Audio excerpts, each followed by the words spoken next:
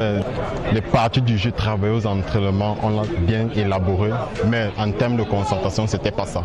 On a prêché au moment donné du match et voilà, ça nous a coûté cher, surtout sur les fins de set. 3-7-1, PAD se qualifie pour la demi-finale de la Coupe du Cameroun. On avait à cœur d'atteindre d'abord cet objectif qui est atteint. Maintenant, on va essayer de se concentrer sur les prochains matchs. Après la Tunisie, il y avait un petit sentiment de regret, surtout le dernier match, on aurait pu être terminé 5e. Donc je pense que les joueurs aujourd'hui ont su corriger le tir. Le vainqueur sera face à Cameroun Volleyball qui se prépare en conséquence. Je pense que si nos joueurs jouent comme ils ont joué hier, je crois que nous pourrons remporter ce match. Donc je ne suis pas inquiet parce que je sais que techniquement mes joueurs sont capables de le faire. Malgré la fougue, les joueurs de port. Donc j'ai confiance à mes joueurs. Chez les dames, c'est Bafia Volleyball Evolution qui se qualifie après avoir pris le dessus sur Garoua par 3-7-0. Nyon Ekele passe également en demi-finale après la victoire sur Conquistadores par 3-7-0.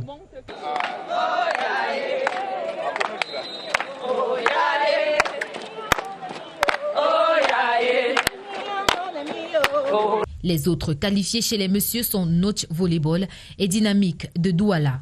Le niveau est élevé et c'est à féliciter parce que les entraîneurs font un très bon travail et je crois qu'on peut même encore aller plus haut. On peut encore aller plus haut sur le niveau du jeu et sur la qualité du jeu.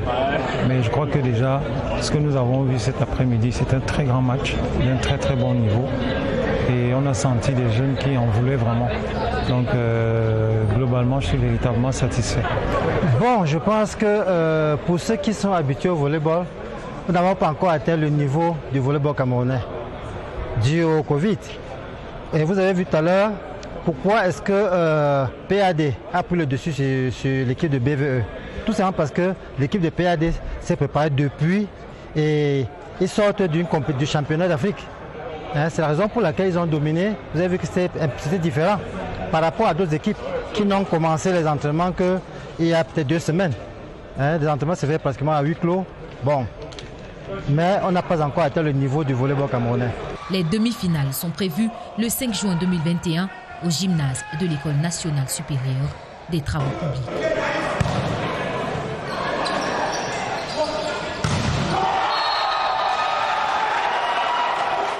Et ces éliminatoires de la Coupe du Cameroun de volleyball se sont déroulés dans le strict respect des mesures barrières anti-Covid.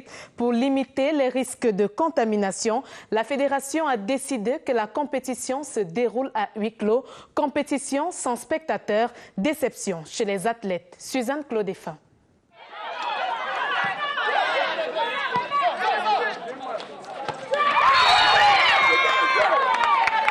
Difficile de jouer sans spectateurs. L'impact est perceptible sur les résultats de certaines équipes présentes au gymnase de l'école des travaux. Avec le public, vous avez les supporters qui sont là pour encourager et galvaniser les jeunes qui sont dans le terrain. Et puis sans public, c'est un peu différent. Quand il y a le public, il y a l'ambiance, c'est un peu plus bien, donc ça encourage de jouer. Pour certains, c'est plutôt un avantage de jouer sans spectateurs. Des fois, quand il y a même des spectateurs, parfois ça frustre les joueurs. Donc, nous avons même trouvé que sans spectateurs, c'est un peu plus mieux. Cette situation ne date pas d'aujourd'hui. On part à 2 ans, donc on a eu le temps de s'habituer à ça et ça ne dérange pas qu'il y ait des spectateurs ou pas. C'est la même chose en fait. Cette décision de la Fédération camerounaise de volleyball a été accueillie avec difficulté par le public. Nous avons pris des mesures pour que la compétition puisse se dérouler sans heurts. Et c'est la raison pour laquelle vous-même vous constatez que le gymnase est pratiquement vide, nous jouons sans spectateurs. Donc à chaque fois que nous avons pris des dispositions pour que chaque fois qu'une équipe vient de jouer, qu'elle puisse retirer le gymnase pour permettre aux autres de venir jouer, pour qu'on ait peu de personnes dans la salle.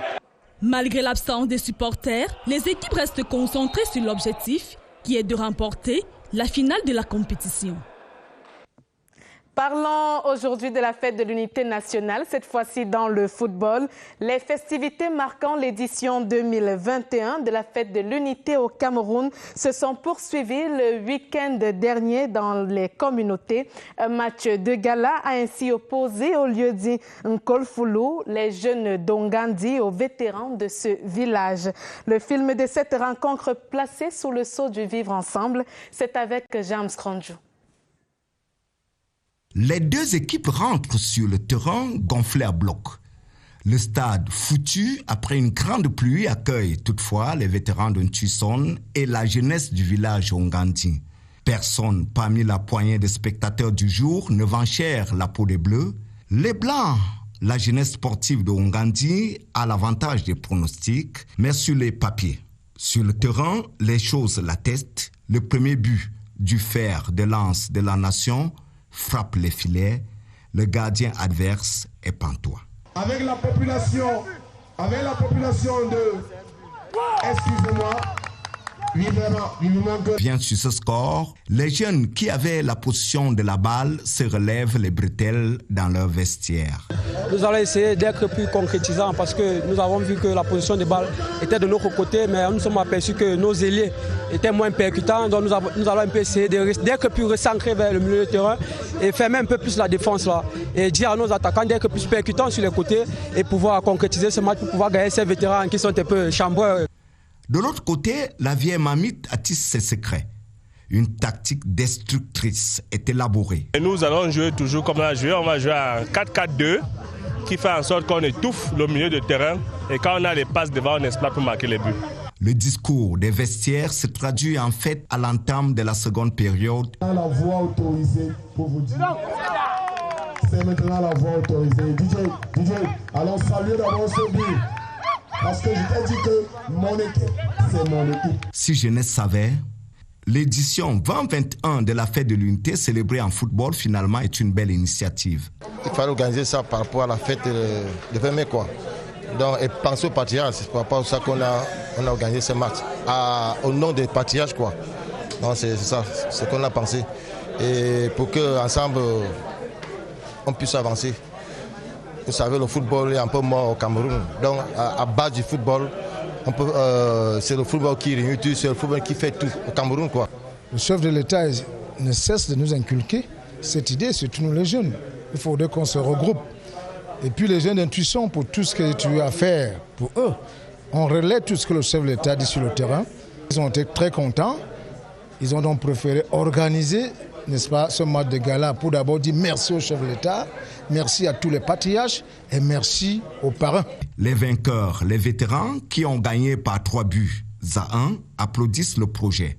So in a way, like I told you, it's discipline. So we're playing with the 4-4-2 system. And we kept to that. And our younger brothers who are coming up, the thing is energy. It's not all about energy. It's about discipline. It's about tactics. It's about knowing how to conserve energy and knowing when to use it. So that's all we put together to get this result at the end, the 3-1 victory. In fact, at the end of the match, if you realize we're trying to put things down, otherwise we'd have gone to about 4 or 5.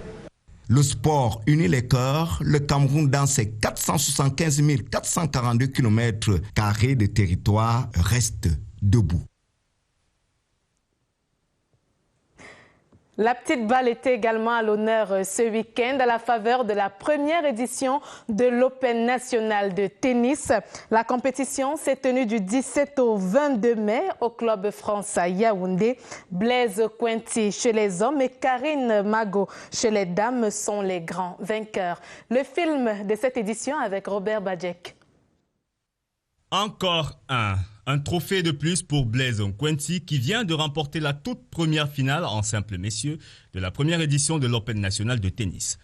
Au sommet du tennis, de dizaines d'années, il a assumé son statut face au deuxième national. Tout a commencé la veille.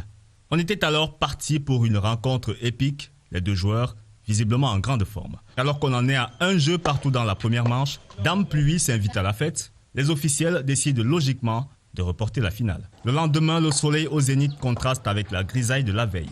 Le public venu en nombre ne veut louper aucune miette de cette chaude explication. Le premier set est âprement disputé. Etienne Thébault manque 3 balles de match alors qu'il était à un jeu de remporter la première manche. Finalement, Blaise Nkwenti revient et s'impose 7-6. Le changement de tenue de Thébault n'a aucune incidence sur l'issue de la deuxième manche. Nkwenti déroule sa puissance mais réellement son adversaire en difficulté. À 4-1, il se voit déjà vainqueur. Thébault en profite pour revenir jusqu'à 5-4 avant de définitivement plier les chines. Le roi Nkwenti demeure l'incontesté numéro 1. Aujourd'hui, j'ai été un peu plus concentré parce que Thébault Etienne a été toujours avec nous. J'ai été toujours en difficulté depuis le premier point. Donc, je suis resté calme et j'ai joué mon jeu. Je suis entré étant sûr de moi, je savais que j'étais un peu entraîné, donc je pouvais jouer cette finale et gagner. Bon, en face, il y a quand même Blaise Nkwenti qui est un très bon joueur. C'est une leçon, il faut perdre pour apprendre. Et à chaque fois que je perds, j'apprends toujours. Donc, je dis félicitations à Nkwenti et félicitations aussi aux autres. Chez les dames, Karine Mago a été plus forte que Dorian Nogui, par ailleurs, fiancée du finaliste malheureux chez les hommes. La balance a penché en ma faveur au moment où j'ai décidé d'aller chercher les points, d'aller chercher mon match au filet, à la volée. Dans le circuit national, on sait que Nogui Dorian, c'est une joueuse qui est très compliquée à jouer parce qu'elle ne fait pas de faute, elle donne des balles très difficiles à gérer, donc il faut garder son sang-froid pour pouvoir la battre. Pour la fédération, le tournoi est un excellent tour de chauffe avant les importantes échéances à venir. Ce tournoi avait pour but non seulement d'ouvrir notre saison 2021, un peu tardivement certes, mais aussi de préparer une échéance internationale qui nous tient à cœur, c'est-à-dire la Coupe Davis qui va se jouer au Congo à partir du 20 juin prochain et qui concerne les équipes nationales féminines, un certain nombre d'équipes nationales féminines d'Afrique. Dans ce qu'on appelle la Coupe Davis, c'est à peu près au tennis ce qu'est la Coupe du Monde au football. Si la jeunesse du tennis camerounais s'est réunie au Club France de Yaoundé, c'est aussi grâce à des soutiens sans qui cela n'aurait pas été possible. Nous sommes d'abord motivés par l'envie d'encourager la jeunesse camerounaise dans son élan sportif. Parce que vous savez, le sport, il nous garde en santé, il donne un certain équilibre. Donc c'est ça qui nous a poussé vraiment à venir vers eux et à les soutenir pour leur permettre de s'exprimer et d'arriver à ce que nous avons vu aujourd'hui. Les trophées et récompenses pour les finalistes et vainqueurs, dames et messieurs, la révélation du tournoi entre autres, ont clôturé cette première édition. La seconde, encore plus belle, est déjà en préparation. En golf, les jeunes pratiquants de la discipline ont trouvé en la Youth Golf Challenge un cadre d'expression de leur talent. La compétition qui a débuté le 16 avril dernier connaîtra son apothéose demain avec la remise des récompenses. Steph Oyono et Lemva, copromoteurs, s'expriment sur les objectifs et le bilan de ce tournoi au micro de Robert Badjek une fois encore.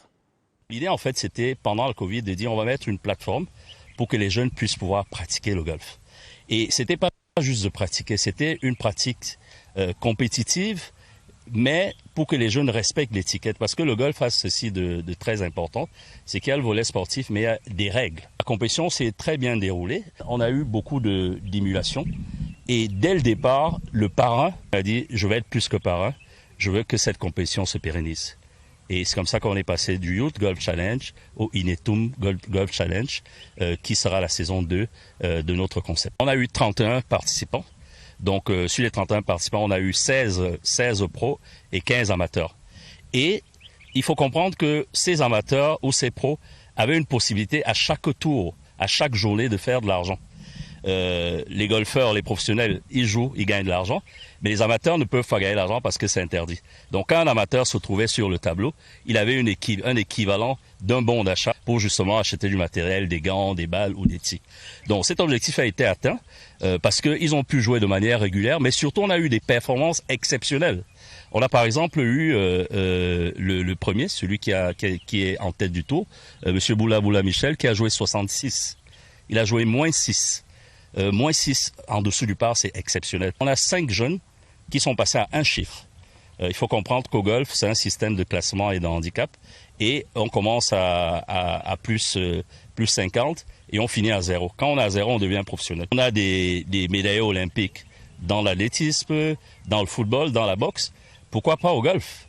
Donc notre rêve, c'est de donner justement une possibilité pour qu'on retrouve des sportifs de haut niveau dans le circuit. Donc c'est pour ça qu'on a misé sur la jeunesse sur les pros, donc des jeunes pros qui venaient de commencer leur activité, qui en général ont moins de 20 ans, mais surtout qui sont tout nouveaux sur le circuit, et également des jeunes amateurs.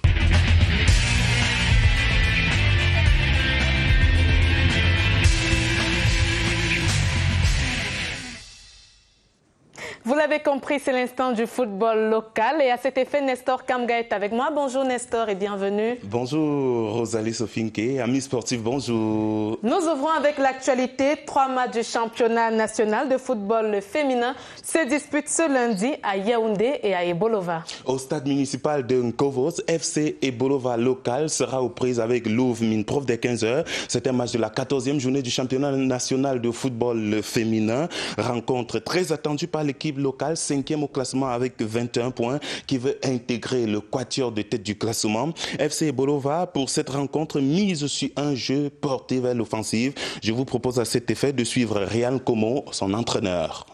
Nous avons prôné pour l'offensivité, donc on n'a pas peur d'attaquer. La suite, je pense que nous allons jouer Louvre à la maison. Au match aller déjà, nous avons fait un but partout. Cette fois-ci, nous allons les attendre, ils seront chez nous. Je pense que les filles vont essayer de se concentrer. On pourra leur réserver une bonne surprise à Ebolova. On s'est donné des objectifs et je pense qu'on va les atteindre. Je pense que le prochain match, on va donner le meilleur de nous pour que nous puissions remporter ce match. Avec beaucoup d'engagement et de motivation et de détermination. Alors à la suite de l'entraîneur de FC Ebolova, Augustine Djangé, capitaine de cette formation. Dans le camp de Louvre Minprof, la vigilance sera de mise. L'équipe est 2e au classement avec 33 points et veut occuper seul le fauteuil de leader. Face à FC Ebolova, la défaite ne traverse pas l'esprit de l'entraîneur que je vous propose de suivre. On n'avait pas tous les éléments offensifs parce que c'est à ce moment que nous retrouvons nos avancantes. Et c'est pour ça que depuis le match de Caïman, on réussit quand même à avoir assez de buts, on marque. Et je pense que c'est lancé et nous allons rester dans la course. 2 autres matchs se disputeront cet après-midi au stade annexe numéro 1 de l'Omnisport de Yaoundé. Tout d'abord, Amazon FAP contre Caïman Filles de Douala dès 13h. C'est un match en retard de la 13e journée du championnat national de football féminin. Dans l'équipe de Douala, l'objectif est clair. Aucun faux pas ne sera marqué au cours de cette phase retour du championnat féminin. Je vous propose de suivre tour à tour Tatiana Mboubou, l'entraîneur, et Emilienne Ndale, joueuse de Caïman Football Filles. Pour cette phase retour, mes ambitions, en principe, c'était de gagner tous les matchs retour. Mais malheureusement, je commence par un match nul, rien n'est perdu, on continue à travailler. Je sais que j'ai des morceaux durs à croquer devant, mais je me prépare pour ça.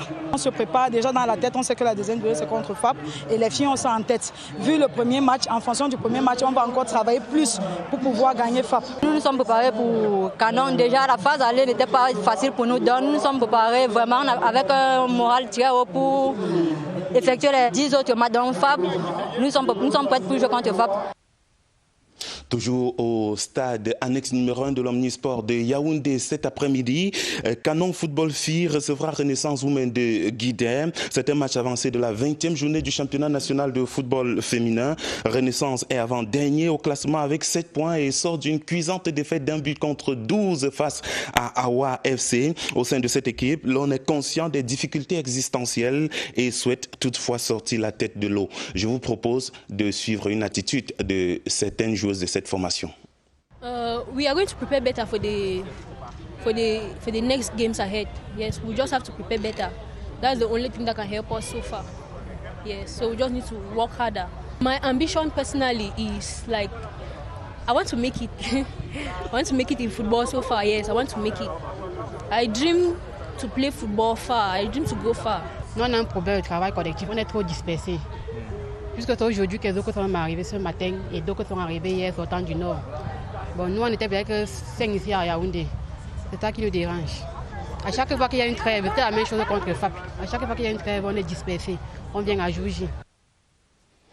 Canon Filles est 9e au classement avec 12 points, à 21 longueurs du premier, Awa 33 points. L'objectif ici reste le maintien. Je vous suggère de suivre Emmanuel Etemé, entraîneur de Canon Football Filles. L'objectif c'est le maintien, mais on s'est quand même dit qu'on peut aller chercher une place dans le top 5. On va continuer à travailler. L'objectif, on va chercher le maintien à tout prix pour la saison prochaine. On va essayer de se remettre encore en question parce que là, on a pensé que sur le plan du jeu, on a apporté un peu de la qualité, de la résistance. On va essayer de mettre un peu plus l'accent sur le compartiment défensif. Et toujours en football féminin, parlons de ce triomphe d'Awa FC devant Éclair Football Filles. De ça, 2-1, Awa Vougret a retrouvé son fauteuil de leader. C'était hier dimanche au stade annexe numéro 1 de l'Omnisport de Yaoundé, à l'occasion de la 14e journée du championnat national de football féminin. Vous le verrez certainement en image. Éclair Football Filles n'a pas pu mettre à genoux Awa FC. Et retenez que c'est pourtant l'équipe de ça qui ouvre le score dès la 10e minute par l'entremise de Fatima Komé, la capitaine, grâce à une frappe du droit qui a battu la gardienne de but.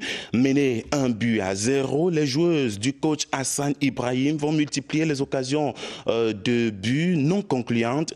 En face, Mikaïla Bihina, la gardienne de but des Lionnes indomptables, véritablement magistrale. Un rideau défensif des visiteuses quasi imperméable jusqu'à la pause. À la deuxième manche, Awa FC prend possession de la balle, met la pression et obtient de haute lutte le but égalisateur à la 66e minute par l'intermédiaire de Berthe Abega. Un but qui est donc arrivé à la 66e minute et a permis donc à Awa FC de retrouver sa boussole dans cette rencontre. La suite sera serrée jusqu'à la 90e minute quand Awa FC concède un penalty. Berthe Abega, une fois de plus, va donc loger le cuit au fond des filets, signant ainsi son doublé. 2-1 en faveur de Awa FC sera le score final. L'entrée de Jacket Ada, c'est juste une précision, en seconde période n'a pas apporté grand-chose au dispositif offensif de AS Éclair de ça. Et puis... Voilà Nestor Kamgan, on va parler de cette équipe de Louvre-Mimprof pour aller très rapidement en football féminin. L'équipe a été... Voilà, allez-y. Les réactions à la suite de cette rencontre, Rosalie. On y va. D'accord. Il faut préciser, Rosalie, que par cette défaite, Éclair reste donc 4e avec 28 points. Les joueuses qui ont manqué de fraîcheur physique restent toutefois déterminées pour la suite de la phase retour. Je vous propose de suivre tour à tour Francis Koloko, l'entraîneur, et Fatima Komé, joueuse d'Éclair Football Filles de ça. On n'a pas joué notre jeu habituel, donc la défaite a été nôtre aujourd'hui. Donc voilà, les filles ont manqué sûrement de fraîcheur physique et parce qu'on a trouvé une bonne équipe de Awa qui nous a vraiment mangé toute la deuxième mi-temps. Donc voilà, on va continuer à travailler juste pour pouvoir et gagner nos prochains matchs. Nous sommes dessus de perdre un match comme ça là, à la fin, à moins 4 minutes de la fin du match. Mais nous tenons bon. On vise le championnat, on va être premier du championnat quand même. C'est ça que nous cherchons. Malgré la défaite de cet après-midi, on espère gagner le reste des matchs. C'est la pression de conserver un but et de marquer notre but. Je pense que c'est la pression qui nous a fait en sorte qu'on perd ce match. Trop de pression. Eh bien, vous l'avez dit Rosalie, Awa Football Filles retrouve son fauteuil des leaders grâce à sa victoire, sa 11e victoire de la saison, 3 nuls et aucune défaite en 14 matchs. Dans l'extrait qui va suivre, la joueuse Brenda Tabé, l'entraîneur, donne les clés de la victoire. Première période, on n'a pas les filles ont tardé à assimiler ces données tactiques et stratégiques. Et en seconde période, elles ont compris ce que je cherchais de cette équipe. Vous voyez, on avait en face de nous une très belle équipe où tout le monde sait comment cette équipe joue au ballon. On a travaillé ça pendant les périodes d'entraînement. On savait qu'elle devait sortir proprement le ballon. Et nous, qu'est-ce qu'il fallait faire? Il fallait travailler en appui remis de profondeur, c'est-à-dire qu'on aspire au niveau du milieu de terrain et on plombe le ballon dans le dos. Et vous voyez, les meilleures occasions, c'est Awa qui a eu les mauvaises occasions de ce match. Il dit bravo aux filles d'Éclair parce qu'elles ont quand même résisté. Elles ont résisté. Et surtout, bravo à mes guerrières de Hawafi. It was not very easy because the last match I had serious injury until I was hospitalized. So I think I'm not yet in form. But I tried my best. It was not very easy for me because I lose concentration. That's why I could not score a goal today for my club. Our coach asked us to just calm down and play as usual. So we just had to put a little bit of concentration and put intact what our coach told us. Et parlons finalement de cette équipe de Louvre Minprof sélectionnée pour représenter le Cameroun à la première édition de la Ligue africaine des champions de football féminin. Nestor, ce sera en octobre prochain. Et tout commencera par la phase éliminatoire de la zone de l'Union des fédérations de football d'Afrique centrale. Franchir cette barrière est la condition sine qua non pour Poumie Oudou et ses joueuses de disputer la phase finale de la Ligue africaine des champions de football féminin première édition. Comment cette écurie de la capitale prépare-t-elle ce nouveau challenge? Gabriel Elon.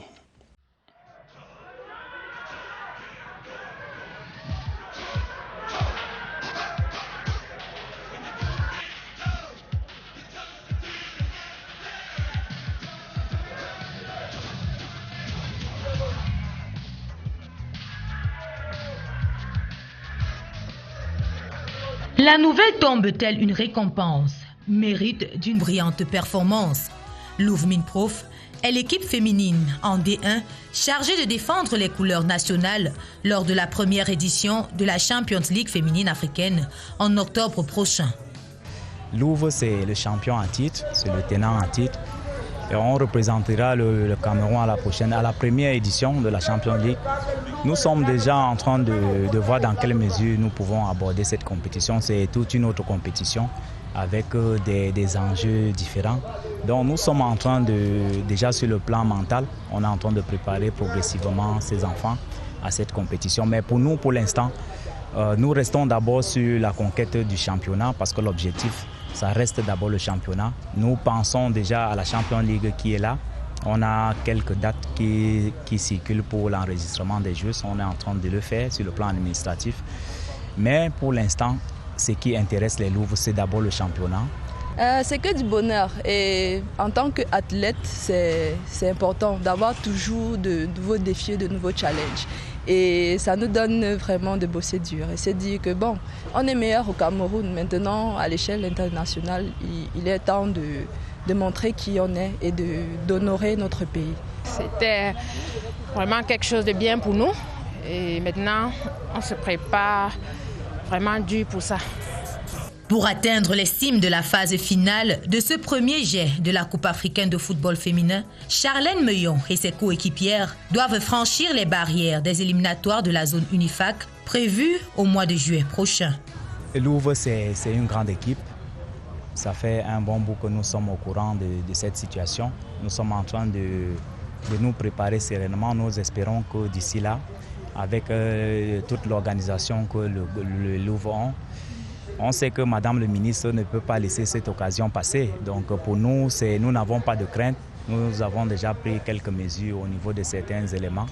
Nous pensons que d'ici là, si c'est en juillet ou en fin juin, nous serons prêts pour jouer. Et l'avantage pour nous, c'est que nous sommes en pleine compétition.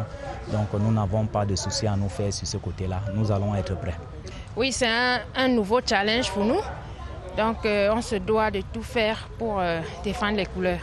Donc vraiment, toute la confiance est de notre côté et on va tout faire grâce à Dieu. On est meilleur au Cameroun. Maintenant, à l'échelle internationale, il est temps de montrer qui on est et d'honorer notre pays. On a tout le talent qu'il faut, on a l'encadrement qu'il faut, on a les meilleurs coachs, on a les meilleures joueuses. Et grâce à Dieu, le travail aussi. On promet le meilleur. La dernière saison, Louvre Minprof a terminé championne avec 46 points.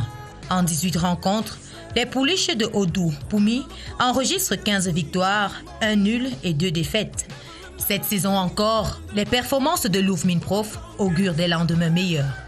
Deuxième en phase allée du championnat féminin camerounais, l'équipe enregistre le même nombre de points qu'Awa FC, championne honorifique de la phase allée du championnat féminin. La phase retour à peine entamée, Louvre Minprof impose déjà sa domination.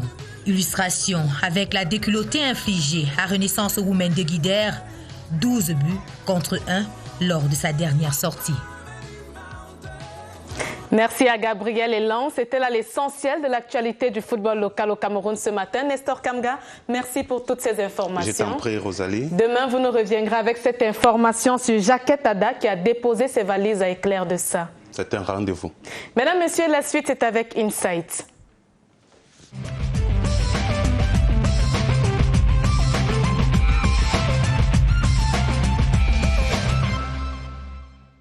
Livraison numéro 3 de notre série consacrée aux athlètes en route pour les Jeux paralympiques de Tokyo 2021. Ce matin, nous nous intéressons à Guillaume Atangana. C'est un athlète spécialisé dans les 100, 200 mètres et 400 mètres.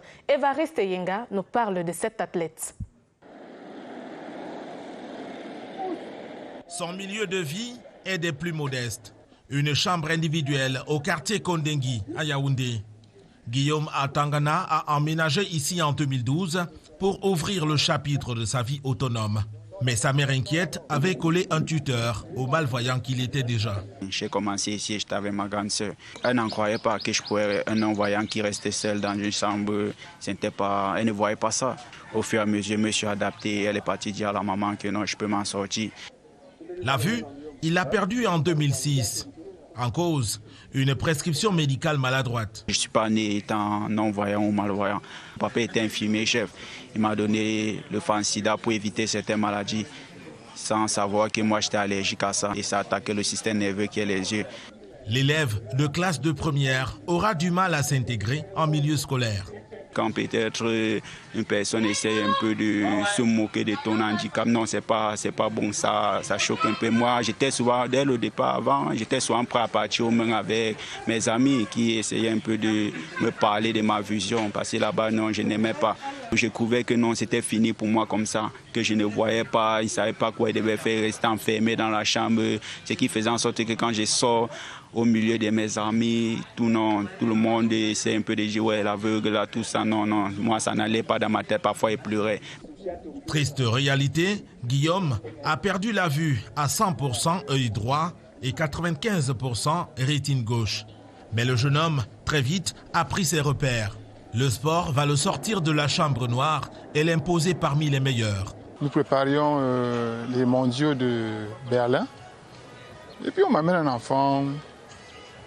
Tu veux courir, oui, il t'appelle comment Atangana Guillaume. Je lui dis un autre Atangana ici. Il dit c'est mon frère. C'est là que je dis mais c'est héréditaire ou quoi? On a blagué, il me dit ah coach.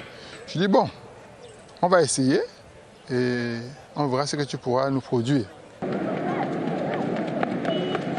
L'athlète des 100, 200 et 400 mètres n'épargne pas d'énergie à se mettre à fond dans sa préparation et ses entraînements.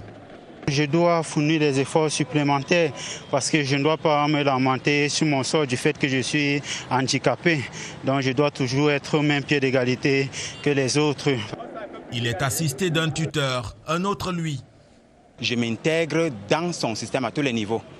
C'est-à-dire qu'afin qu'il devienne l'athlète valide, c'est ça le rôle du guide. C'est-à-dire que c'est toi à la fois les yeux, c'est toi qui attires l'attention de l'athlète au cas où peut-être il est en train de produire certains efforts, s'il est lent, s'il est rapide, donc à tous les niveaux. 2016, Guillaume commence alors à exploser les records.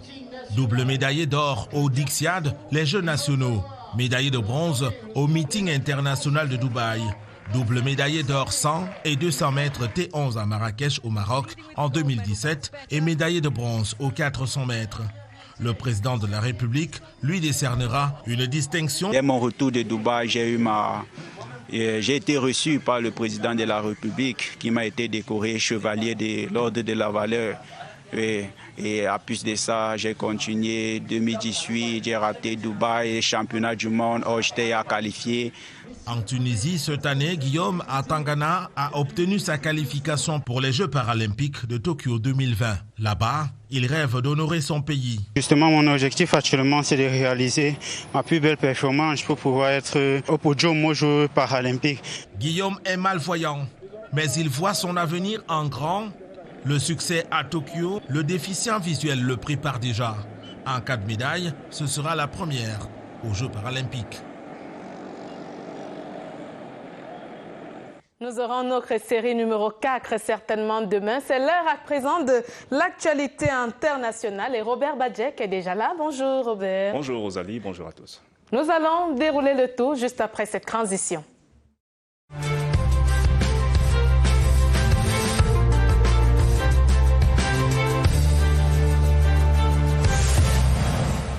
Et nous ouvrons avec les autres résultats des quarts de finale, retour de la Ligue des Champions et de la Coupe de la Confédération africaine de football. Absolument, le Raja Casablanca, Pyramide d'Égypte et bien sûr la JS Kabylie sont les trois autres équipes qui forment le quatuor qui accompagnera, qui sera en Coupe de la CAF en demi-finale, alors qu'en Champions League, Al Ahly, tenant du titre, sera face à l'Espérance de Tunis en demi-finale. Les résultats complets de toutes ces rencontres-là avec Daniel Ekondé. After pulling a 1-1 draw in South Africa last week, Raja Casablanca put up a show of strength at home against Orlando Pirates. They won 4-0 with striker Ben Malango scoring twice to equal Mohamed Ali Diallo's record of the highest foreign goal scorer at the club with 27 goals. We were looking at the replays and we didn't get a chance to bring you that goal live. 2020 Shan star Sofiane Rahimi was also on the score sheet. Put the game to bed. He's being chased by Mbasso. It's a great goal by Rahimi. And you get the feeling that it's all over already. Raja will now meet Pyramids FC in the semis. The Egyptians had already done the bulk of the work in the first leg at home by winning Enyimba 4-1. A 1-1 draw in Nigeria confirmed their progress. Beautifully done. What a... In Algeria, Reda Bensaya's 39th minute penalty ensured JS Kabyli's 2-1 aggregate win over Sfaxien. The 26-year-old had scored their lone goal in the first leg in Tunisia. They are now paired with Cameroon's Cotonsport in the semis. That's it. JS Kabylie, take that. The semi-finals have been scheduled for June 20 and 27.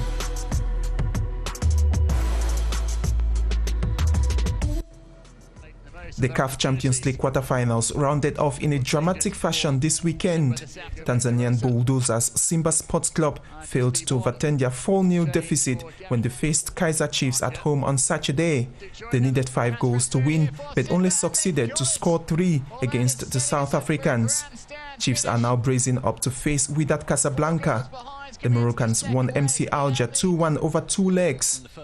Defending champions Al Ahly booked their place to the semis with a 3-1 aggregate win over Southern African rivals Mamelodi Sundowns. Yasser Ibrahim opened the scoring for Ali in the 11th minute to extend their 2-0 advantage from the first leg. Really, he seemed to fall asleep. This is nicely played. Musa Libusa made it 1-1 on the half-hour mark, but Sundowns failed to add to the tally as the reigning champions advanced.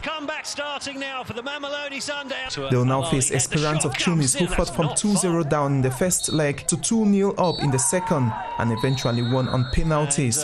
June 18 and 25 are the dates set for the first and second leg semi-finals.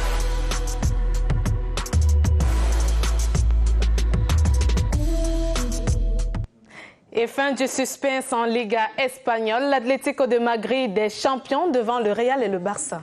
Il fallait une victoire aux hommes de Simeone et ils n'ont pas tremblé face à Valladolid. Victoire 2-1 avec bien sûr un but de Luis Suarez qui donne donc le titre aux Colchoneros. L'Uruguayen prend sa revanche sur le Barça qui, selon sa déclaration, l'a méprisé alors que l'Atlético lui a ouvert les bras. C'est le premier titre de l'Atlético depuis 2014, au couronnement d'une saison exceptionnelle, mais surtout peut-être les signes de la fin du règne du Real et du Barça en Liga. Rosalie.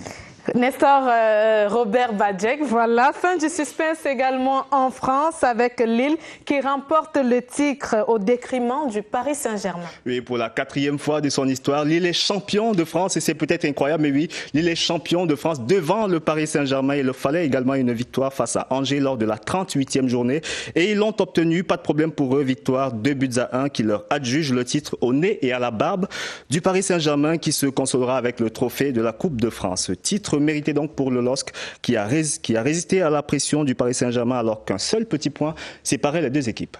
Merci Robert, c'est tout ce qu'on va dire ce matin dans l'actualité sportive à l'étranger. Merci pour toutes ces informations. Merci, on reviendra sur les autres résultats et les autres, tout ce qui s'est passé durant ce week-end sportif qui a été très très riche. Bien reçu, mesdames, messieurs, c'est avec ces informations à l'international que Daily Sport se referme. Édition du jour préparée et réalisée avec l'appui de François-Xavier Atangana et de James Rondjou. Pour votre fidélité, la rédaction de CRTV Sport vous remercie. Restez toujours à l'écoute de nos programmes. Nouvelle édition Daily Sport, demain 11h.